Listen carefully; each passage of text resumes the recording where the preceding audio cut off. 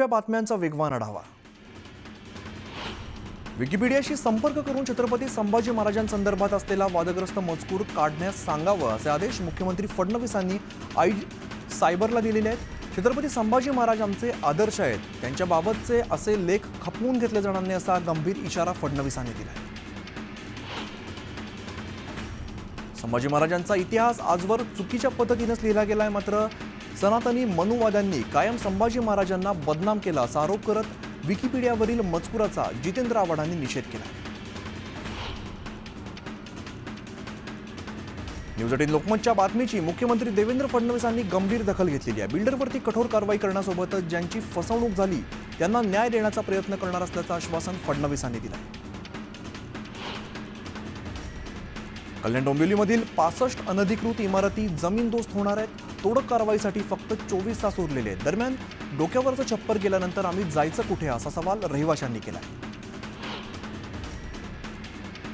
डोंबिवलीतील अनधिकृत बांधकाम प्रकरणासंदर्भात लवकरच मार्ग काढू, रहिवाशांवरती अन्याय होऊ देणार नाही अशी ग्वाही खासदार श्रीकांत शिंदेंनी दिली।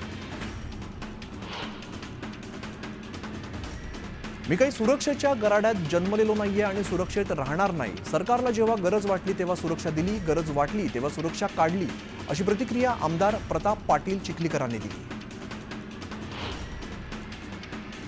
भाजप नेते किरीट सोमय्या यांनी बनावट जन्म दाखल्याप्रकरणी अमरावती जिल्हा पोलीस अधीक्षक विशाल आनंद यांची भेट घेतली आहे। यापूर्वी सोमय्या यांच्या तक्रारीवरून 8 जणांवरती गुन्हा दाखल करण्यात आला होता।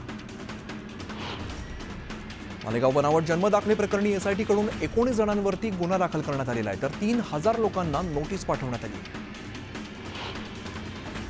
तुळजापुरात पकडण्यात आलेल्या एमडी ड्रग्ज प्रकरणाचे धागेदोरे थेट मुंबईपर्यंत असल्याचं चौकशीत समोर आलं। या प्रकरणी आणखी 2 आरोपींना पोलिसांनी ताब्यात घेतलंय।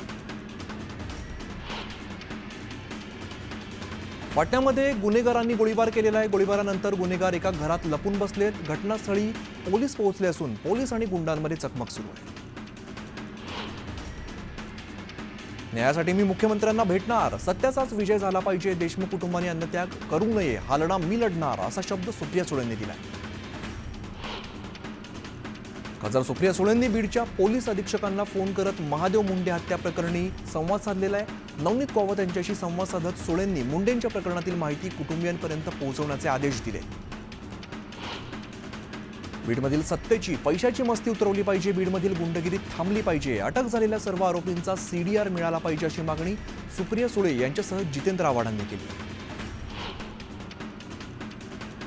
आजच्या जमान्यात फरार आरोपी सापडत नाही हे कसं शक्य आहे? आमचे फोन टॅप होतात त्यामुळे आरोपी सापडत नाही, यावरती विश्वास नाही असं सुप्रिया सुळे म्हणाल्या। मी तुमच्यासाठी लढणार असं आश्वासन सुळेंनी देशमुख कुटुंबियांना दिलंय। बीड हत्या प्रकरणावरून जितेंद्र आव्हाडांनी पोलिसांवरती टीका केली आहे। या केसमध्ये पोलीस ही पत्रकार परिषद घेत नाहीत। एफआयआर मध्ये वाल्मिक कराडचं नाव पोलिसांनी लिहिलं नाही असं आव्हाड म्हणाले। 6 ते 11 तारखेपर्यंत झालेल्या तपासात गोलमाल झाल्याचा आरोप मस्साजोगच्या ग्रामस्थांनी केला। गावात भीतीचं वातावरण आहे, न्याय मिळेल अशी अपेक्षा आम्हाला नाही असं ग्रामस्थ म्हणाले। आम्ही आंदोलन केल्यावरच आरोपी सापडले, न्याय द्या नाहीतर रोज आंदोलन करणार असा इशारा मसाजोगच्या ग्रामस्थांनी दिलाय। देशमुखांच्या आरोपींना फाशी होईपर्यंत माघार नाही असा पवित्रा ग्रामस्थांनी घेतलाय। सुप्रिया सुळेंकडून संतोष देशमुख यांच्या कुटुंबियांचं सांत्वन करण्यात आलेलं। यावेळेला संतोष देशमुखांच्या आईला अश्रू अनावर झालेत। माझा राम गेला, लक्ष्मण कुठवर धावणार, आम्हाला तातडीने न्याय द्या अशी मागणी संतोष देशमुखांच्या आईने केली। सिंधुदुर्ग जिल्ह्यातील उद्धव ठाकरेंच्या आणखीन एका शिलेदाराने जिल्हा प्रमुख पदाचा राजीनामा दिलेला आहे। जिल्हा प्रमुख संजय पडते यांनी अंतर्गत गटबाजीला कंटाळत राजीनामा दिलाय। अंगणेवाडी यात्रेनंतर पुढील भूमिका ठरवणार असं त्यांनी सांगितलं। उपमुख्यमंत्री एकनाथ शिंदे यांनी मुख्यमंत्री सहाय्यता निधीला समांतर वैद्यकीय मदत कक्ष उभारलेला आहे, त्यामुळे महायुतीतील चढाओढ पुन्हा एकदा समोर आली आहे। राज्य सरकारने आमदारांच्या सुरक्षेत कपात केल्याने शिवसेना आमदार नाराज असल्याची माहिती सूत्रांची आहे। शिवसेनेच्या अनेक आमदारांना आणि नेत्यांना वाय दर्जाची सुरक्षा देण्यात आली होती, मात्र यामध्ये कपात केली आहे। भाजप आणि राष्ट्रवादीच्या आमदार आणि नेत्यांची सुद्धा सुरक्षा कमी करण्यात आली। शरद पवारांनी 28 फेब्रुवारीला राष्ट्रवादीच्या विद्यमान खासदार आमदार यांच्यासह माजी आमदारांची बैठक बोलावली आहे। आगामी स्थानिक स्वराज्य संस्थांच्या निवडणुकीच्या तयारीसाठी ही बैठक बोलावण्यात आली। मोहोळमध्ये आयोजित शिवजयंतीच्या कार्यक्रमात मंत्री भरत गोगावले हे हजेरी लावणार आहेत। या निमित्ताने शरद पवार गटाचे आमदार राजू खरेंनी बॅनरबाजी केलेली आहे। मात्र या बॅनरवरून शरद पवारांचा फोटो गायब झालाय, तर त्याऐवजी एकनाथ शिंदे यांच्यासह गोगावलेंचा फोटो लावण्यात आलाय। त्यामुळे राजकीय वर्तुळात चर्चांना उधाण आलंय। बुराईमध्ये एका जनरल स्टोअरमध्ये 50 ग्रॅम तांदूळ 1500 रुपयांना विकत असल्याचा प्रकार समोर आलेला आहे। दरम्यान तांदळाच्या आड ग्राहकांना गुपचूप गांजा दिला जात असल्याचा धक्कादायक प्रकार समोर आलाय। बोरिवली पोलिसांनी छापेमारी करत जवळपास 750 ग्रॅम गांजा जप्त करत आरोपीला अटक केली।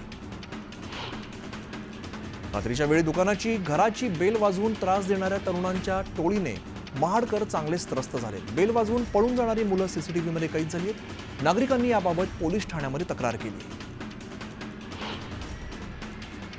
लोणावळ्यातील वाकसईचे गावाचं ग्रामदैवत श्री वनोबा महाराजांचा उत्सव मोठ्या उत्साहामध्ये साजरा करण्यात आलेला आहे। माघ पौर्णिमेच्या दिवशी श्रींच्या पालखीच्या मिरवणुकीचं आयोजन करण्यात आलं आहे। मीरा रोडच्या विनयनगरमधील जेपी नॉर्थ बार्सिलोना या सोसायटीमध्ये गुंडांनी हैदोस घातलेला आहे। कारला प्रवेश नाकारल्यामुळे कार चालक आणि त्याच्या साथीदारांनी हल्ला करत 8 जणांवरती कार चढवली आहे। या घटनेमध्ये 3 सिक्युरिटी गार्ड गंभीर जखमी झाले।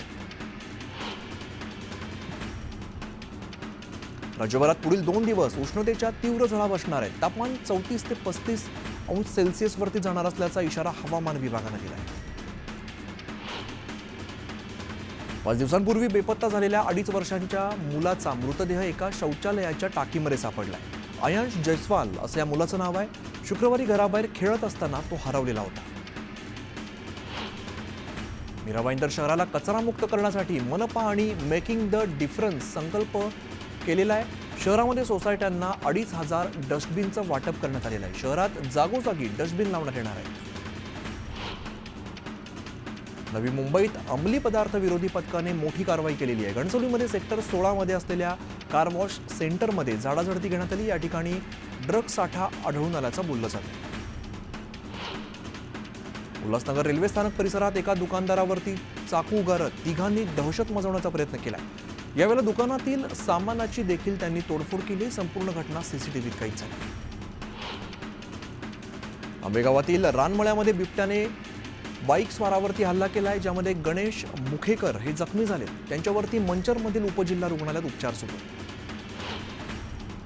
फेब्रुवारी महिन्यातच हिंगोलीच्या वडद इथल्या तलावाच्या पाणी पातळीमध्ये घट झालेली आहे। तलावातील पाणी पातळी निम्म्यावरती आली आहे, त्यामुळे उन्हाळ्यामध्ये या गावांना पाणी टंचाईची झळ बसण्याची शक्यता आहे।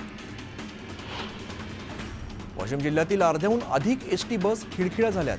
कित्येकदा बस रस्त्यावरच बंद पडत असल्यामुळे प्रवाशांचे मोठे हाल होत आहेत। त्यामुळे 4ही एसटी आगारांना नवीन बस देण्याची मागणी प्रवासी संघटनेने केली। सीसीआयची कापूस खरेदी केंद्र बंद असल्यामुळे जळगावच्या पारोळ्यामध्ये कापूस खरेदी ठप्प झालेली आहे। घरातच कापूस पडून असल्यामुळे कापूस उत्पादक शेतकरी हवालदिल झाले। शिरूरमध्ये विद्युत तारांचा धक्का लागल्यामुळे एका बिबट्याचा मृत्यू झालाय। वन विभागाने पंचनामा करत बिबट्यावरती अंत्यसंस्कार केले। आंबेगाव तालुक्यातील महाळुंगे पडवळ या गावात बिबट्याचा वावर वाढलेला आहे। राजू आवटे यांच्या घरासमोर बिबट्याने मांजराचा फडशा पाडलाय। ही घटना सीसीटीव्हीत कैद झाली असून बिबट्याचा बंदोबस्त करण्यासाठी पिंजरा लावावा अशी मागणी ग्रामस्थ करत आहेत। सांगलीत मध्यरात्री हुल्लडबाजी करणाऱ्या तरुणांना पोलिसांनी चांगला चोप दिला। यामध्ये 35 जण किरकोळ जखमी झालेत। नंदुरबार जिल्हा सामान्य रुग्णालयाच्या जिल्हा शल्यचिकित्सक कर्मचारी आणि डॉक्टर यांच्यातील वाद थांबण्याचं नाव घेत नाहीये। गेल्या महिन्याभरापासून या ठिकाणच्या नर्स, मार्ड डॉक्टर संघटना आणि अन्य संघटनांनी जिल्हा शल्यचिकित्सांविरोधात निवेदन देत मनमानी कारभार आणि भ्रष्टाचाराचे आरोप केले। रायगडमध्ये JSW कंपनीच्या विरोधात शेतकरी चांगलेच आक्रमक झालेत। मागण्या मान्य होत नसल्यामुळे शेतकऱ्यांनी जिल्हाधिकाऱ्यांची भेट घेतली। कांसई ते डोलवी या भागातील शेतातून कंपनीची 440 केव्हीची इलेक्ट्रिक वायर गेल्यामुळे शेतकरी भयभीत झाले। देवगड तालुक्याच्या गटशिक्षण अधिकाऱ्यांच्या गलथन कारभारामुळे संपूर्ण जिल्ह्यातील प्राथमिक शिक्षकांचं वेतन रखडलेलं आहे। त्यामुळे देवगड तालुका गटशिक्षणाधिकारी यांची हकालपट्टी करा, अन्यथा ताबडतोब पगार द्या अशी मागणी करत शिक्षक समितीने ठिय्या आंदोलन केलंय। शिरूरमध्ये आमदार ज्ञानेश्वर कटकेंकडून शासन आपला दारी कार्यक्रम घेण्यात आला। यावेळेला नागरिकांच्या सूचना तात्काळ सोडवण्याचे आदेश ज्ञानेश्वर कटकेंकडून देण्यात आले। आदिवासी विकास मंत्री अशोक उईकेंनी यवतमाळमध्ये भाजपाच्या सदस्यता नोंदणी मोहिमेचा आढावा घेतलेला आहे। यवतमाळ जिल्ह्यामध्ये 3 लाख सदस्य नोंदणी केली जाणार असल्याची माहिती त्यांनी दिली। लोणावळा तालुक्यात संपर्क स्वयंसेवी संस्थेच्या वतीने आरोग्य शिबिराचं आयोजन करण्यात आलेलं आहे। 16 गावातील नागरिकांनी या शिबिराचा लाभ घेतला आहे। जळगाव जिल्हा स्वस्त धान्य दुकानदार संघटनेच्या वतीने भुसावळमध्ये जिल्हास्तरीय मेळावा आयोजित करण्यात आलेला होता। या मेळाव्यामध्ये स्वस्त धान्य दुकानदारांच्या विविध समस्या आणि मागण्यांसंदर्भात चर्चा झाली। यंदाच्या गळीत हंगामात देशभरात ऊसाचा तुटवडा जाणवलेला आहे। हंगाम उशिरा सुरू होऊन सुद्धा जेमतेम 70 ते 80 दिवस गाळप करून कारखान्यांनी धुरांडी बंद केलेली आहे। 15 फेब्रुवारी अखेर देशातील 77 कारखाने बंद झाले। गाळप आणि साखर उत्पादनात यावर्षीचा हंगाम मागे पडलाय। तसंच आता कारखान्यांचं गाळप पूर्ण होऊन बंद होण्याचं प्रमाण गतवर्षीच्या तुलनेत जवळपास 3 पट आहे। गेल्या वर्षी आतापर्यंत केवळ 9 कारखान्यांचं गाळप पूर्ण झालं होतं। यावर्षी 25 कारखाने बंद झालेले आहेत। राज्य सरकारने सन 2023-24 या आर्थिक वर्षात मागेल त्याला ठिबक सिंचन योजना राबवली होती। त्यामुळे शेतकऱ्यांना मोठ्या प्रमाणावरती योजनेत सहभाग घेतला। पण अनुदानापोटी 1,30,000 शेतकऱ्यांना मिळणारे सुमारे 716 कोटी रुपयांचा निधी अद्याप शेतकऱ्यांच्या खात्यावरती वर्ग झालेला नाहीये। नंदुरबारमधील शहादा शहरात भरधाव कारने दोघांना उडवल्या। अपघातात 22 वर्षीय मुलासह 54 वर्षीय आईचा मृत्यू झालाय। कार चालकाविरोधात गुन्हा दाखल केला। सांगलीच्या विटा इथल्या एका जिल्हा परिषद शाळेच्या स्वयंपाकघराचा गॅस स्फोट झालेला आहे। सुदैवाने कोणती जीवितहानी यात झालेली नाहीये। रायगडच्या रोहा तालुक्यातील एका घरात भाड्याने राहणाऱ्या एका व्यक्तीकडे गोमांस आढळलेला आहे। संबंधित आरोपी विरोधात गुन्हा दाखल करण्यात आला आहे। त्याला तात्काळ अटक करा अशी मागणी हिंदू संघटनांनी केली। हरवलेले मोबाईल शोधण्यात खोपोली पोलिसांना यश आलेलं आहे। जवळपास 2,63,000 किमतीचे 17 मोबाईल हे शोधून मूळ मालकांना परत देण्यात आले। पंढरपूर शहर पोलिसांनी 11 लाखांचा गुटखा जप्त केलेला आहे। पोलिसांनी पिकअप वाहनाच्या चालकाला सुद्धा ताब्यात घेतलाय। सिंधुदुर्गच्या कणकवलीतील मोर्येवाडीत एका बंद घराला अचानक आग लागली। घरात असलेल्या सिलेंडरचा स्फोट झाल्यामुळे नागरिक भयभीत झाले।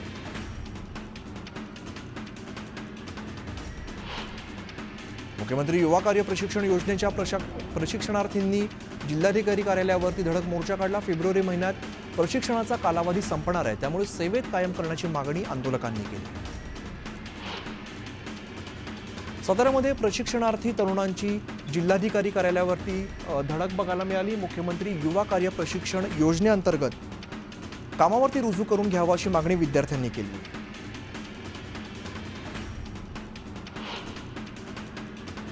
या सगळ्या वेगवान बातम्यांनंतर एक छोटासा ब्रेक घेतो आणि लगेचच परत होतो। पाहत राहा न्यूज 18 लोकमत।